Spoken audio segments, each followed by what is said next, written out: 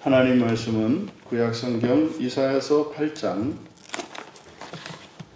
9절 10절 말씀입니다.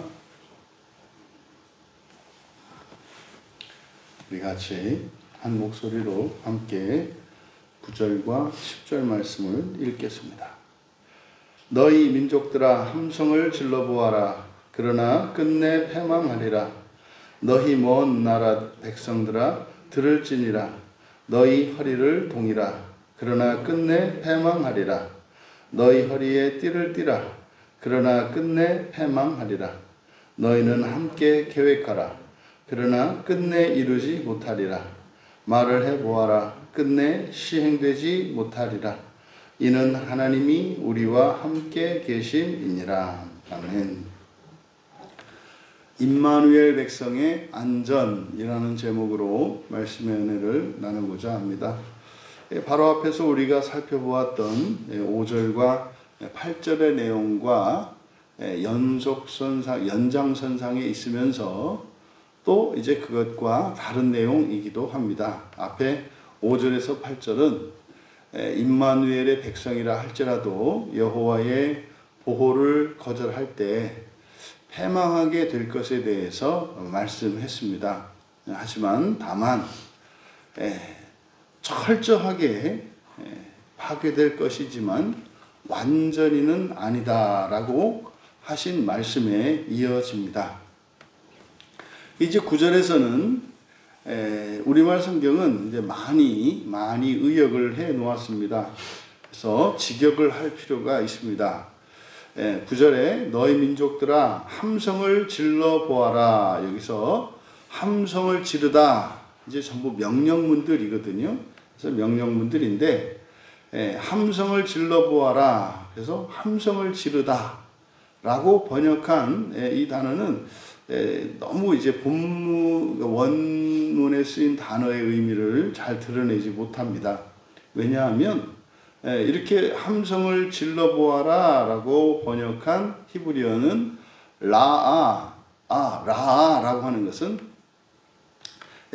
악한, 나쁜 뭐 이런 의미잖아요. 그래서 라아, 그래서 동사거든요. 그래서 악을 행하다 또는 괴롭히다 이런 의미입니다. 그래서 그대로 직역하면 어떻게 되는 겁니까? 괴롭혀라 이 말이에요. 괴롭혀라. 또는 악을 행하라, 그러니까 괴롭혀라. 그러니까 여기서 이제 함성을 지르다라고 하는 것을 말하자면 이렇게 뭐 깜짝 놀래킨다든지 아니면 겁을 준다든지 하는 이제 이런 의미를 나타낸 건데 이제 함성을 질러 보라고 했을 때 그것이 이렇게 악을 행하고 괴롭히는 것을 이해하기는 좀 어렵죠. 그래서 그대로 직역할 필요가 있다. 민족들아 괴롭혀라. 그러나 이렇게 되어 있습니다만 그냥 우리말 성경에는 그러나 이렇게 되어 있습니다만 그냥 그리고 왜냐하면 뒤에 있는 내용이 달라지는 것이 아니라 똑같이 계속되고 있기 때문에 그냥 그리고 하면 됩니다. 그리고 끝내 패망하리라. 그래서 패망하다, 끝내 패망하다라고 번역하는 것은 하타트, 이제 부수다 이런 뜻이거든요. 그러니까 부숴라 이 말이에요. 부숴라. 이제 우리말 성경은 다분히 이제 9절과 10절의 의미를 전체 파악을 해서 아무리 그렇게 해도 안 될 것이다 이렇게 이제 의역을 해 놓았습니다만 9절은 안 된다라고 하는 의미가 아니라 힘을 다해서 멸망시켜 봐라 라고 하는 의미이거든요. 그래서 그대로 그리고 부숴라 이렇게 돼요. 민족들아 괴롭혀라. 그리고 부숴라. 그 다음에 너희 먼 나라 백성들아 들을지니라 이렇게 되어 있어요. 근데 여기서는 먼 나라의 백성들아 들을지니라. 근데 여기서 듣다라고 번역한 아잔이 히필형이에요. 히필은 뭐뭐 하게 하다, 시킨다라는 뜻이거든요. 듣게 해라 이 말이죠. 그러니까 귀 기울이게 하라. 누구? 그러니까 바로 우리말 성경에서는 혹격으로 먼 나라 백성들아, 너희 먼 나라 백성들아 이렇게 되어 있습니다만 이 먼 나라 백성들이 사실은 이제 목적어가 돼요. 그러니까 목적어니까 그들을. 그래서 먼 나라의 백성들이 모두 귀 기울이게 하라 이렇게 되는 거예요. 먼 나라의 백성들이 귀 기울이게 모두 귀 기울이게 하라. 그 다음에 너희 허리를 동이라. 여기서 허리를 동이다. 허리띠를 동여맨다라고 하는 것은 이것은 먼 여행길에 나가는 출애굽할 당시에 하나님이 이스라엘 백성들에게 유월절 만찬을 먹을 때 어떻게 해요? 허리를 동이고 허리를 동인다라고 하는 것은 출발 준비를 완전히 마친 상태를 말합니다. 이것이 군대 군사들에게는 전쟁 준비를 하는 것을 허리를 동인다 그래요. 그런데 여기서 허리를 동이다라고 하는 아자르가 히트파일 제기형이에요. 제기형은 스스로라는 말을 붙여요. 그러니까 스스로 허리를 동이라.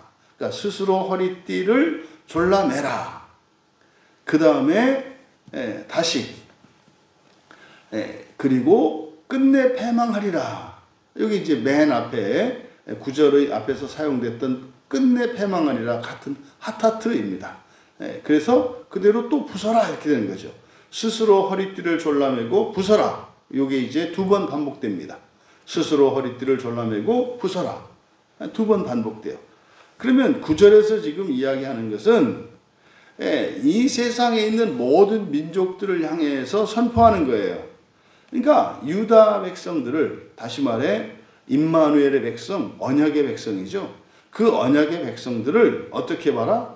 괴롭히고 부숴보라 이 말이에요. 그리고 먼 나라 백성들에게 먼 나라 백성들이 귀 기울이게 하라. 그러니까 아주 사람들 세상의 모든 민족들 앞에서 한번 본때를 보여봐라 이 말이에요. 본때를 보여봐라. 그 다음에 하반절에 스스로 허리띠를 졸라매고 부숴라. 스스로 허리띠를 졸라매고 부숴라. 2번 이제 반복된 것은 이게 전쟁 준비를 철저히 해서 그리고 공격해서 멸망시켜 보라는 거죠. 그러니까 뭐 최선을 다해서 아주 천하제일의 막강한 군대와 그리고 이런 모사꾼들을 데려다가 전략 전술을 동원해서 한번 유다를 멸망시켜 보라는 거예요. 그리고 나서 이제 10절로 가면 너희는 함께 계획하라. 여기서 함께 계획하라 이렇게 되어 있는데 함께와 뒤에 계획하다라고 하는 것은 동종 목적어예요. 그래서 앞에 함께는 명사입니다. 이게 이제 계획 또는 충고, 책략 뭐 이런 뜻이고 그거의 동사형이 이제 계획하다, 우츠입니다. 그래서 애차 우츠. 그러니까 이거는 목적어와 그러니까 우리가 글을 쓰다 할 때 글이 목적어가 되고 쓰다라고 하는 이 동사가 글을 쓴다는 동사잖아요. 이럴 때는 목적어를 생략해도 뜻이 통하죠. 그냥 글이라는 말을 빼도 그냥 동사 자체가 글을 쓴다 이렇게 돼 있단 말이에요. 또 우리가 무엇을 먹을 때도 먹는 건 음식이지 않습니까? 그래서 구체적으로 먹는 음식을 쓸 수도 있습니다. 사용할 수도 있습니다만은 음식을 쓰지 않아도 너 뭐해? 아, 나 먹고 있어? 그럼 이게 생략되어 있는 거죠. 이런 것들을 이제 동종 목적어를 취하는 동사다 그래요. 그러니까 목적어를 쓰지 않아도 동사가 의미를 나타내는 거. 그러니까 여기서도 함께 계획하다라고 하는 것이 바로 동종 목적어를 취하는 동사이거든요. 우추, 계획하다, 우추가. 그러니까 계획을 계획하다. 뭐 이런 뜻이에요. 그러니까 이거는 강조할 때 이렇게 씁니다. 그러니까 너희는 뭐해라?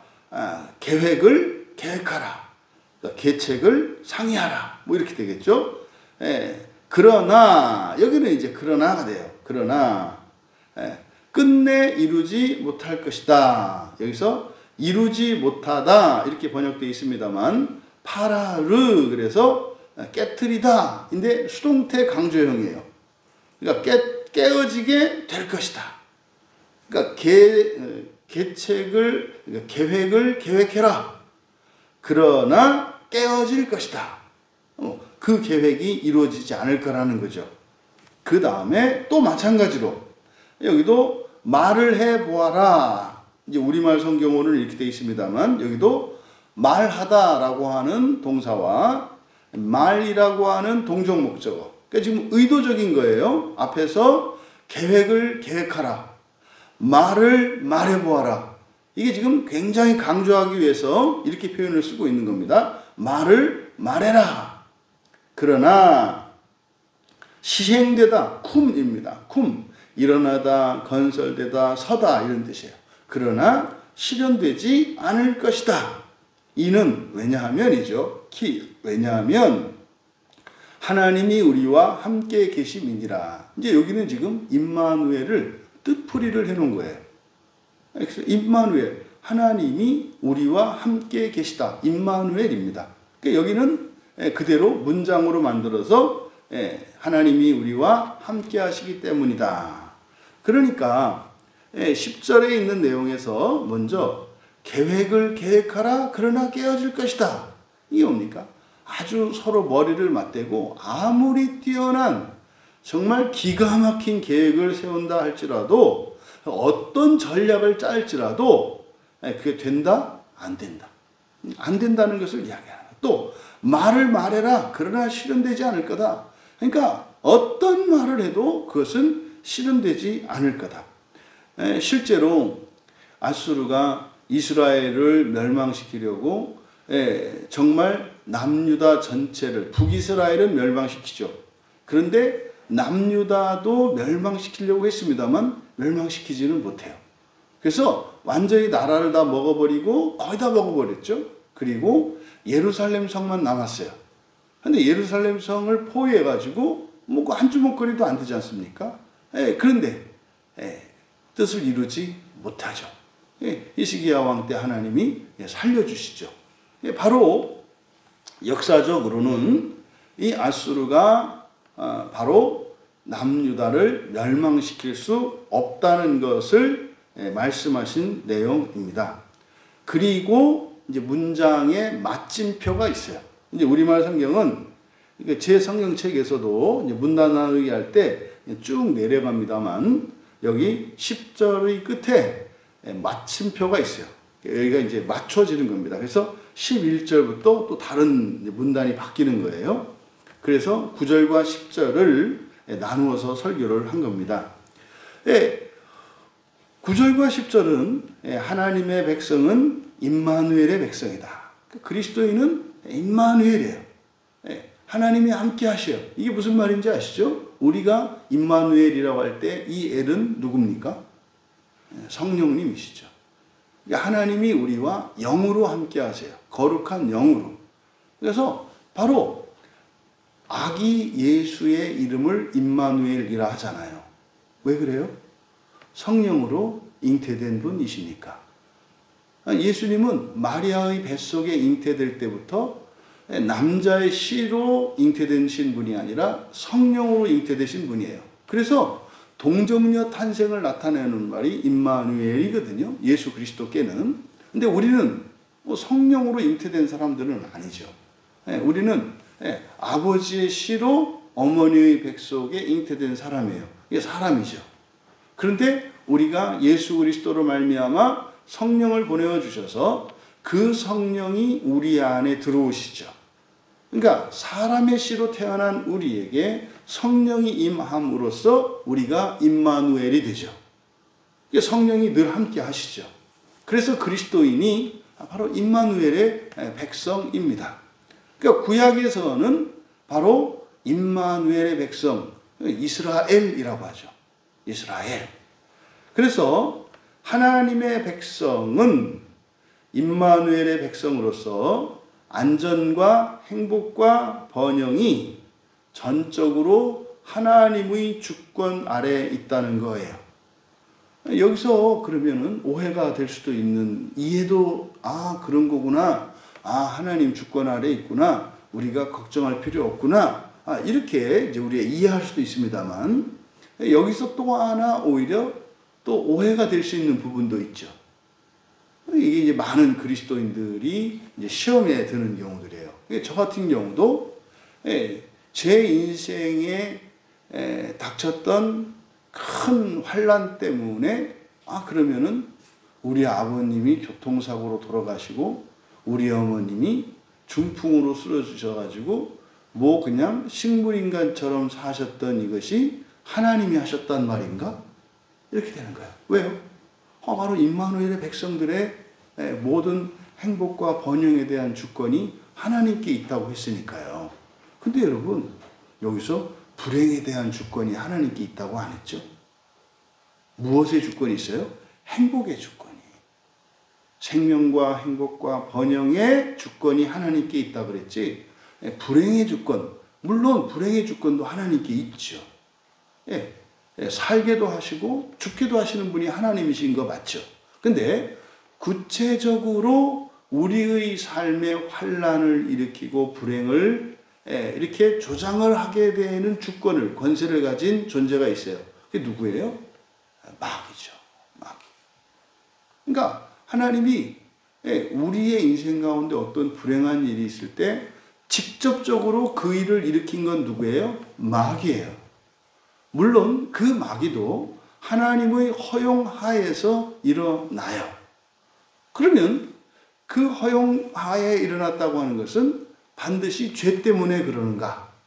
무슨 잘못을 했고 도덕적으로 타락을 했고 하나님 말씀에 불순종했기 때문에 그런가? 그렇지 않다는 거죠. 그게 욥입니다. 욥은 그 죄를 지은 게 없어요. 근데요, 그가 죄가 없지 않죠. 욥에게 있는 죄는 뭐였습니까? 인간적으로는, 도덕적으로, 사회적으로 그가 죄를 지은 게 없어요. 완전했거든요. 그러면 죄가 없는데 이게 왜 일어납니까? 그럴 리는 없죠.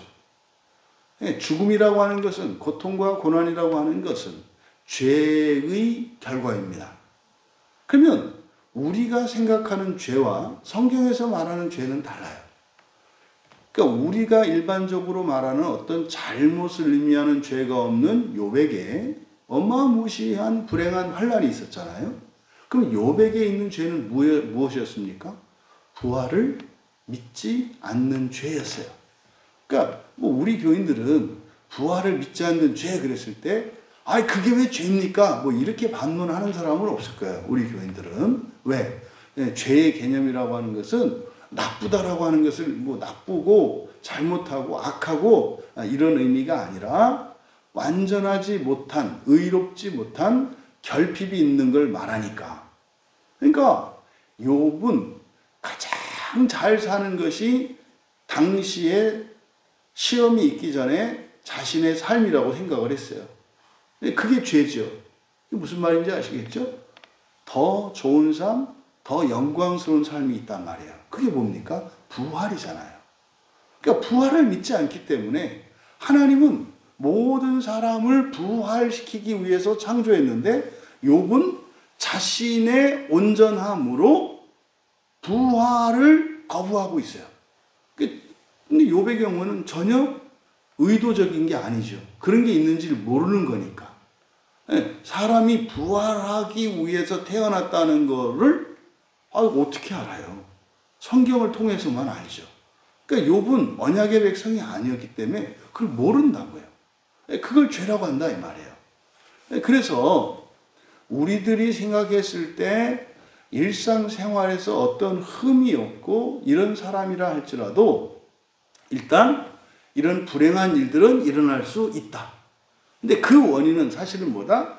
우리가 도덕적으로 어떤 행동에 있어서 잘못된 이런 것도 원인이 될 수 있습니다만 꼭 불행한 일이 일어났다고 해서 그 사람의 삶 속에 어떤 하나님의 말씀을 어기고 그리고 세상의 법을 어기고 양심을 속이고 하는 일반적으로 사람들이 생각하는 범죄, 이게 법을 어기는 게 범죄죠. 이런 범죄만을 의미하는 것은 아니다. 그게 없어도 일어날 수 있다. 근데 그때는 언제예요?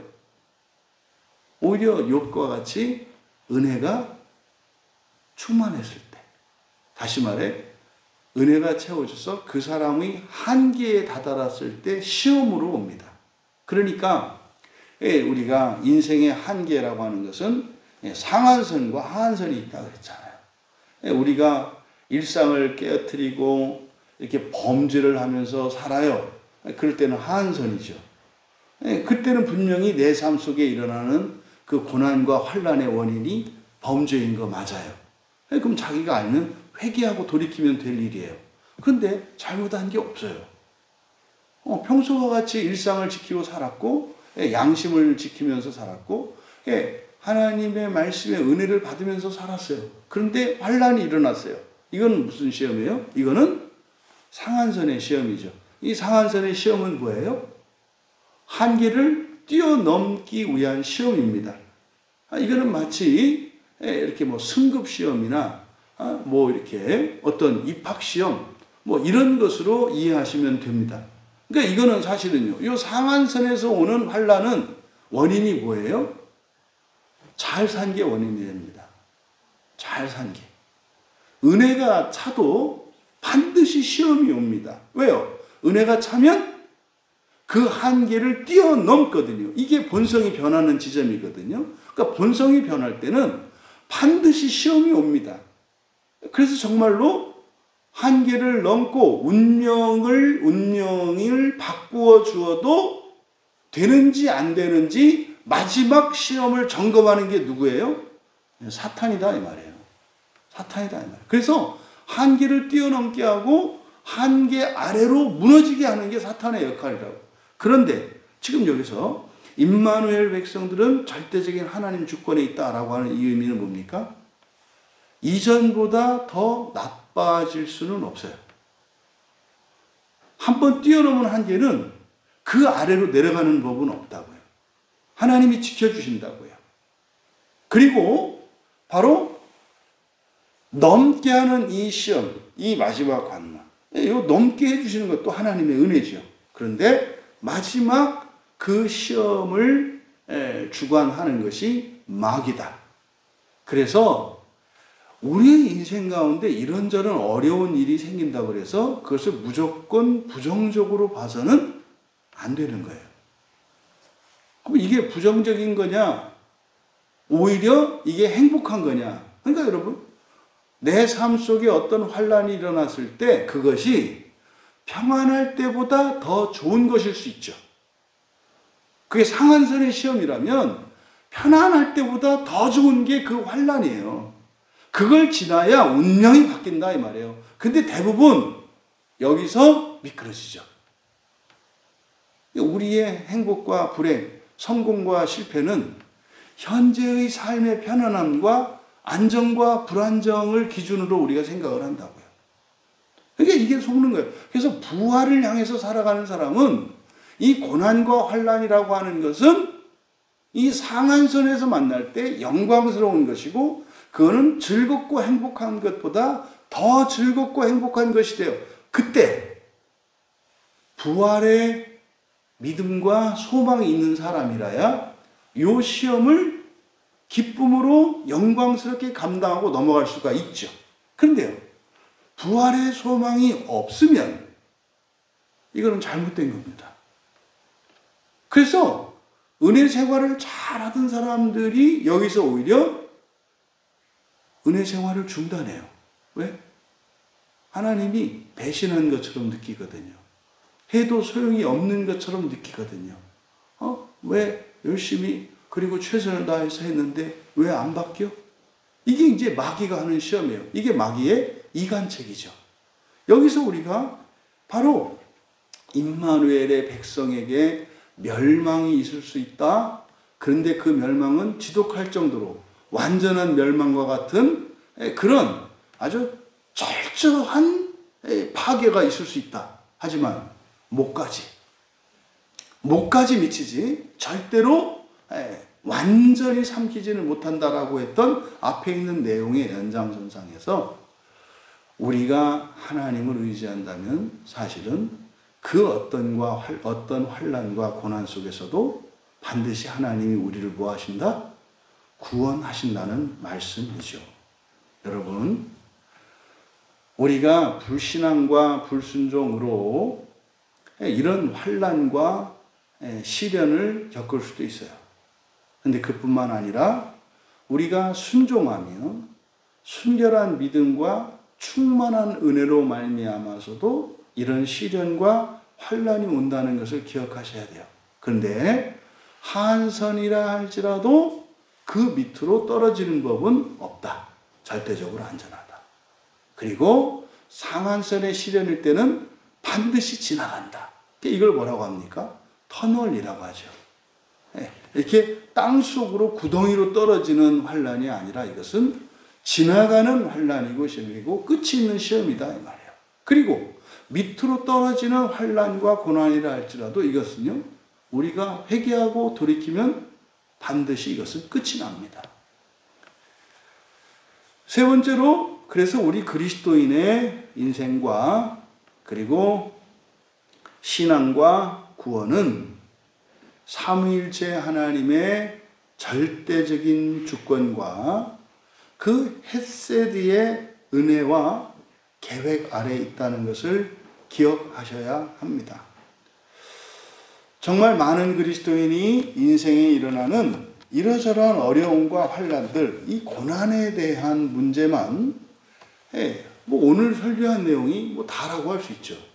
이것만 여러분들이 믿음으로 받아들이고 그것을 조금씩 깨달아 간다면 정말 인생의 많은 문제들이 변하지 않아도, 환경이 바뀌지 않아도 많은 문제들이 해결이 됩니다. 그런데 이런 고난과 환난에 대한 부정적인 인식, 부정적인 평가, 이것이 우리의 인생을 오히려 몇 배나 더 힘들게 하고 우리의 인생을 자꾸만 어긋나게 합니다. 여러분, 고난은 평안한 것보다 더 좋은 것일 수 있다고 하는 사실, 또 반대로 우리의 범죄로 인해서 이런 고난이 왔다 할지라도 우리가 회개하고 돌이킨다면 그 고난에서 벗어날 수 있다는 사실, 바로 이것을 오늘 9절과 10절에서 말씀하고 있습니다. 우리의 행복과 우리의 안전은 하나님께 있습니다. 우리가 환경을 바꾸거나 우리가 회개한다고 되는 것이 아니라 절대적인 하나님의 선하심과 하나님의 신실하심에 있다고 하는 사실을 기억하시고, 불행과 고난을 두려워할 것이 아니라 불행과 고난을 통하여 우리의 한계를 알고 죄에서 돌이키고 또 우리의 한계를 돌파하며 살아가시는 복된 임마누엘 백성들로 영광을 누리시기를 주님의 이름으로 축원합니다. 존귀하신 하나님, 예수 그리스도를 믿음으로 하나님의 거룩한 영이 저희와 함께 늘 동행하심을 믿으며 감사합니다. 그래서 언제나 하나님과 동행하며 마침내 저희들의 인성과 저희들의 신성이 온전하게 되어 부활의 영광을 누리게 될 줄 믿습니다. 저희들이 부활에 이르기까지 끝없는 환난과 고난이, 때로는 시험으로, 때로는 하나님이 주시는 경고의 메시지로 저희들의 인생 가운데 닥칠 때 고난의 유익을 누리며 절대적인 하나님의 보장하시는 안전 속에서 영광스러운 첫째 부활을 위하여 살아가는 저희들 모두가 되게 하옵소서. 감사하며 예수님의 이름으로 기도하옵나이다.